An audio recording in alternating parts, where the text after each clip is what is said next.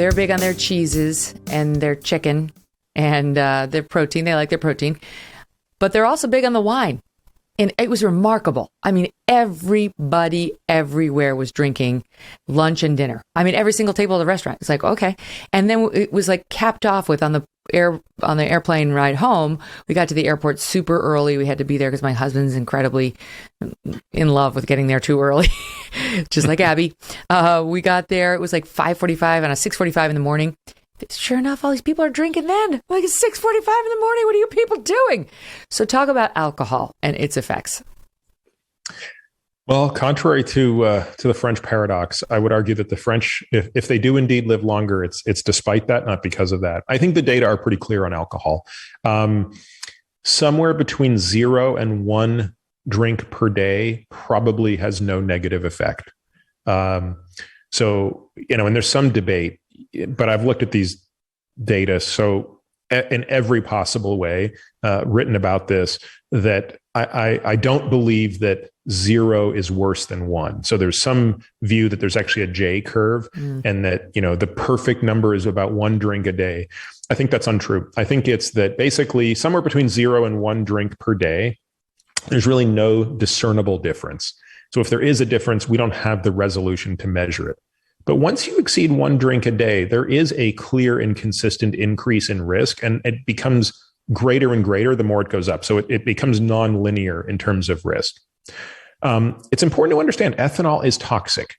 I mean, full stop. It is the 4th macronutrient. So you have carbohydrates, fats, proteins, and alcohol. Those are the 4 macronutrients. Oh. It's highly caloric, right? It's almost as dense calorically as fat, right? Almost twice as caloric as protein and carbohydrate.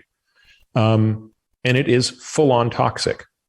So it's basically, we can tolerate a little bit of this toxin, right? To the tune of, 15 grams a day, which is about the amount of alcohol you'd have in a glass of wine or a beer or a shot of tequila. Mm-hmm. And anything beyond that, you're starting to get into some chronic toxicity.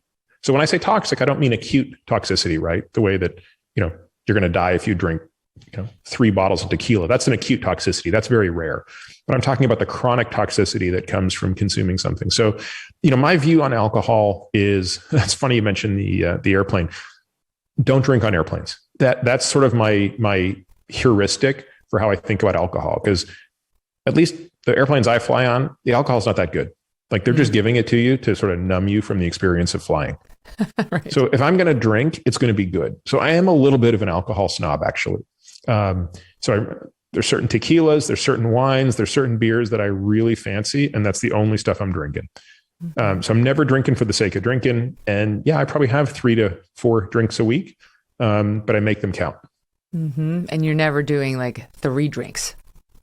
No. Yeah. Right. I mean, sometimes I'll have 2, but that's pretty rare. Again, just sort of keeping in, because the other thing is, now getting into sort of sleep, alcohol is such a devastating hammer when it comes to sleep. I mean, if you want to come up with a way, if you're looking for a strategy to destroy your sleep, just drink. So, but what does it do, right? Like what you say the damage, the toxicity, but what does that mean? How does that manifest? Well, with respect to sleep, it's probably the creation of aldehydes and things like that really impair REM sleep. That seems to be the disruption that we see on the brain from alcohol in proximity to bedtime. So if you look at the different stages of sleep, you have kind of these 2 light stages of sleep, stage 1 and stage 2. No, and we do cover this deeper with Matt. stages. But I just mean in general, like stage 3, 4. If you're not going to become in general, again, an alcoholic with cirrhosis, yes. What are the risks to you? Well, at the extreme ends, you have all of those things. Of course, you have fatty liver disease. So that's probably the biggest metabolic downside of alcohol, is the infiltration of fat in the liver, even if it does not progress to cirrhosis. Cirrhosis is a very extreme state, but long before cirrhosis, you get to inflammation. Long before you get to inflammation, you get to fat accumulation. This exacerbates insulin resistance. The other thing to keep in mind is that the body always wants to burn alcohol before it's going to burn anything else. So there's a general hierarchy with which the body wants to metabolize things. But when alcohol is present, it basically prioritizes that metabolism. So I always find it ironic when someone says, I'm really trying to lose a few pounds, and they're drinking alcohol. Because when someone says they're trying to lose a few pounds, what they really are saying is, I'm trying to lose a few pounds of fat. Right. If you're trying to lose a few pounds of fat, really the last thing you want to be doing is drinking alcohol. So if you're trying to choose between that bowl of ice cream and a glass of wine, because you need to have your one treat, and you want to lose weight, but you have no willpower because you're having a bowl of ice cream or a glass of wine, choose the ice cream. Well, I don't know. I mean, all things being equal, typically the ice cream would be far more caloric than the glass of wine. But if you're anything like me, and I think most people are like this, typically the more alcohol you drink, the more it reduces your inhibitions around food as well. So sometimes it ends up being the worst of both worlds. If I'm going to have 2 drinks, which I don't have often, if I do, I'm more likely to eat something I otherwise wouldn't eat. Well, and then you get a crappy night's sleep, and then you really overeat the next day. We talk about that with Matt too. Right? Like a That's bad right. night's sleep is a great recipe for a terrible day of eating. Hey, thanks so much for watching. If you like what you just saw, hit the subscribe button for more clips and full episodes.